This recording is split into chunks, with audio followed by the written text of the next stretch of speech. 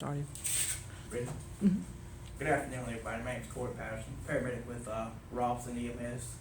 Also part-time engineer with City of Lawrenceburg Fire Department and adjunct faculty at Robson Community College. My presentation this afternoon is going to be on the application of the Kendrick traction device, or KTD for short, as primarily used whenever we use it for fractured femurs. That splint can also be, this splint can also be used for several different fractures, including the arm, elbows, and lower leg fractures. But today we're going to focus primarily on the femur part. I have a few handouts here that's going to go over what I'm going to be talking about, where you guys can follow along with me. Thank you. You're welcome. Okay, and we'll get started. As with any splint, there are indications as well as contraindications to them. The contraindication to this splint is fractures that are of the hip, the pelvis, and close to the knee. If they're up that high, you don't want to use, they want to use some alternate method of splinting. But this here is the one style of the Kendrick style traction splint. It's actually has like a adjustable rod pole, traction pole, is what it's called. At this time, I'm gonna get Mr. Christian up here and Kurt. We're gonna demonstrate its use and how to properly put it on. I'm student 4. Christian, you would just stay there with the table on that side. And I'm gonna go step by step as how to put it on. First thing you want to do, whenever you get someone who has a possible femur fracture or swelling in the mid-thigh area, because we don't know if that's a femur fracture or not. So we decided we're going to use this particular splint. First thing you want to do is put the ankle hitch on. The ankle hitch.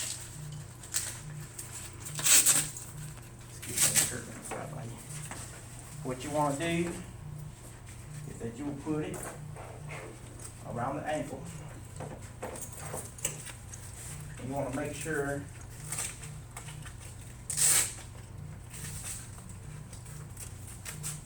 that it fits snug around his ankle. Now, after you got that in place, you have the pelvic strap. What the pelvic strap does, you're going to put it in, and you're going to take it, and you want to seesaw it up the leg. And it should fit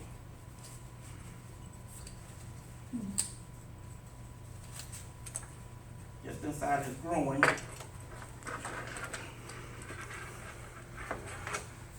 Inside his groin area.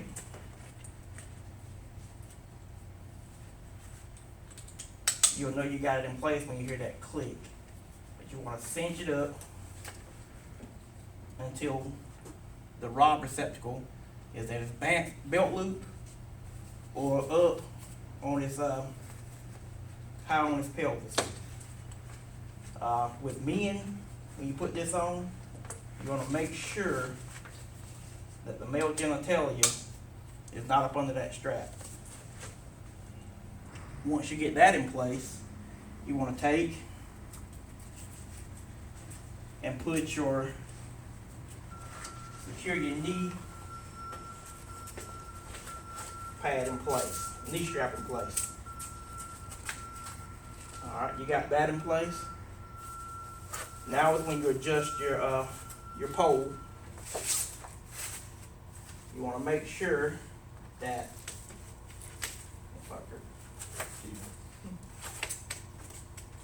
you've got it to where you can fit the pole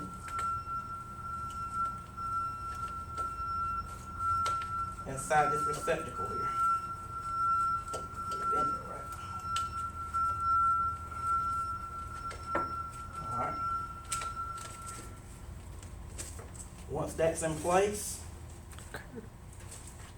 you got that in, is when you wanna have whoever you got down here, once you put that ankle hitch on, you wanna have them apply traction.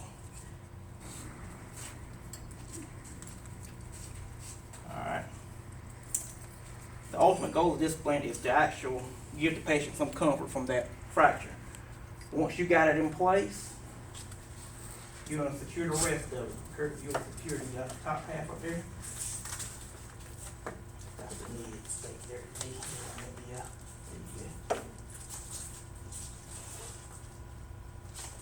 You always wanna make sure you go above the actual fracture site. You don't wanna put those straps on the actual fracture.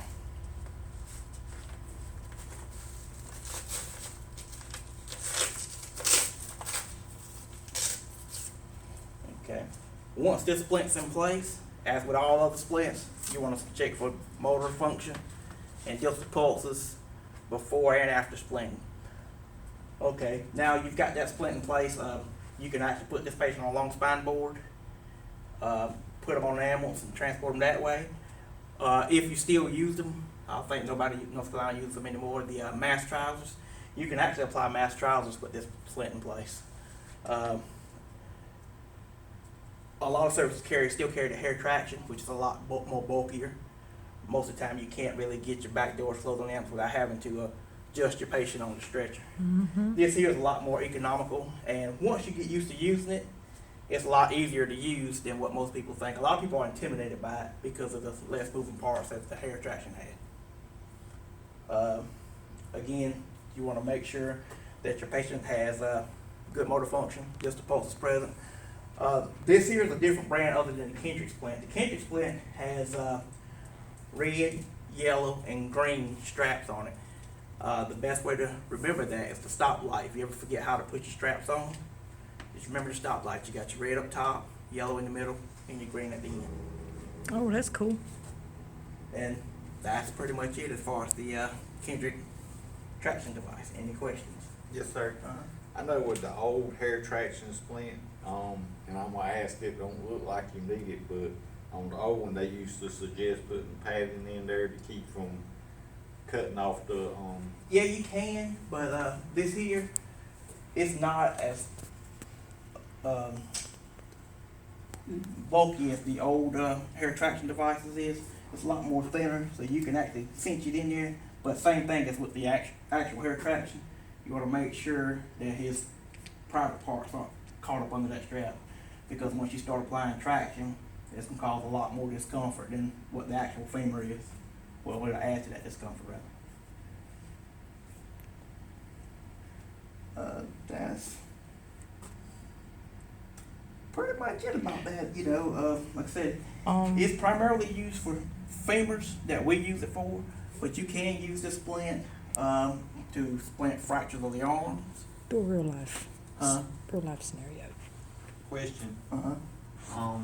And I mean, I'm just saying, what if you had two femur fractures?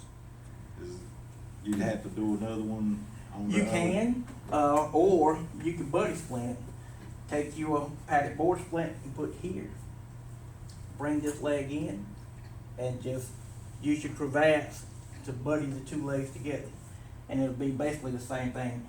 Myself, I think I would probably try a second splint if I had one.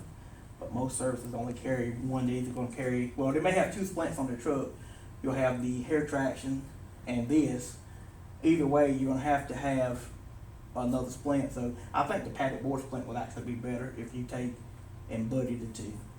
I have used this particular splint before in a house where a young lady was mopping her floor and came back down, so her telephone was slipped and fell. And when she fell, she actually fractured her femur. Come to find out she had some osteoporosis, arthritis, something to do with the bones, and her femurs were weak. She had just broke the left one prior to that, like a year or two before that, so she had a metal rod in that leg, and I think she ended up with a metal rod in the right one. But we used it, and it was actually a lot easier to maneuver through her house with that one versus that old hair traction where you had about that much of a splint hanging off the backboard. But either way, it's uncomfortable. So, yeah, this is actually a basic skill, but in the real world, try to get these people some type of pain management on board before you start moving those legs, because it's gonna hurt. Well, Mr. Patterson, what if they had an open fracture? Is it still okay to use this type No, of if it's an open fracture, that's a contraindication. I've actually got those listed on the handout. Fractures that are close to the knee, fractures that are way up high in the pelvis or hip area, lower leg fractures is a contraindication. Also, partial amputations. If you've got a partial amputation with a bone just that's been severed and it's hanging on by a piece of skin, those are contraindications actually using this splint. What do you, I mean, I've run into a situation before with hip fractures. This wouldn't, it couldn't be applied? No, it's a direct contraindication of a hip fracture. Because, you know, your pelvis is so vascular up there, you don't want to have those bone ends shooting up into the pelvis and maybe rupturing a major blood vessel or something. I know a lot of times when we have people with femur fractures and stuff like this, they talk about doing pelvic wraps. Would that apply to a situation like this? Not with a femur. That's more or less for your hip fractures. You want to put that pressure on those hips to keep them from moving around. But as far as a femur, this is the way to go. Unless you've got fractures to the lower leg. Because if you got a compound fracture, where I was talking about the padded board splint on that side, that's why you're going to have to secure the ass with a padded board splint. I have had both of those two to where I actually put padded board splints on each leg and one in the middle and buddied them together like that. Is there any directions on it anywhere? Oh, yes. The directions usually are in this bag. Because I'm not familiar with that device. I mean, However, this one here's being used. Yep, well, there they are right there. I want to say, however, this one here is being used so much to where the actual directions are done. But directions are in the bag, and what I usually suggest, especially like people that just come to work for our service, is to get familiar with all the equipment, especially the splinting stuff, because you never know when you're going to need it. And that is true. usually with me, if I put my hands on something at the beginning of the shift, I'm going to use it sometimes before that rotation's out. So I try not to touch too much stuff, but also get somebody that been working there a lot longer than you have. Well, not necessarily got to be a lot longer than you have, but somebody that's been there for a while who knows how to use this equipment. Or everybody's favorite now, Google and YouTube. In fact, that's how I learned to use this splint myself, was on YouTube. I actually, the first time I seen one, I was like, what in the world? And I was working on a guy who didn't know how to use it either. So we had some downtime one day, and I just pulled up YouTube. And I searched that, and I found out how to actually apply it to arms. Of course, I can't really remember all that right now, but how to apply it to the hip, not hip, I meant femurs, which is primarily what we use it for. And at one time, I couldn't stand this thing, but I kind of like it now. But like I said, just familiarize yourself with all the equipment that we use, especially this splint here, because it's like, you know, like most people say, a game changer. You can actually put it in there and you ain't got to worry about maneuvering your backboards or anything to get those back doors closed, because, you know, we've all used the hair traction. You know, when the first thing you do, you get somebody that's not paying attention and you say, oh, I'm ready. They go to slam that door and it hits that splint and you're basically about to go up off that stretcher. So just be mindful, you know, whenever you get ready to use it. Just, you know, the biggest thing too is take your time. Yeah, time is of the essence, but if you take your time, measure it out, have your people in place to hold traction, and start applying it, you shouldn't have a bit of problem with it. The biggest problem that I see a lot of times that we use is that you might not have your straps back with it. I mean, we've all got that splint back and not have the ankle hitch, All the parts, or yeah. all your actual straps. And that's when we have to, like, you know, I see one thing. improvise. Yeah, I see one thing I like about it, because you don't actually, like with the hair traction splint, you had to lift it up and set it on it, so you were gonna actually cause that patient more pain for just a few seconds. But with this, it just kind of goes right up beside it. Well, I know a little bit more about it now, seeing you demonstrate it and all, so maybe I'm more comfortable next time I go to use it. And if I'm you used to get- the other traction splint. And that was my favorite. That at was one my time favorite. when it came to this right here. There was also another splint that we used to have a long time ago, Kurt, you may remember this, it was called a saber splint. And it actually fit between the legs, so it was more aggravating than all of them. You're telling our ages. I know. Appreciate that, Christian. You got me done, girl?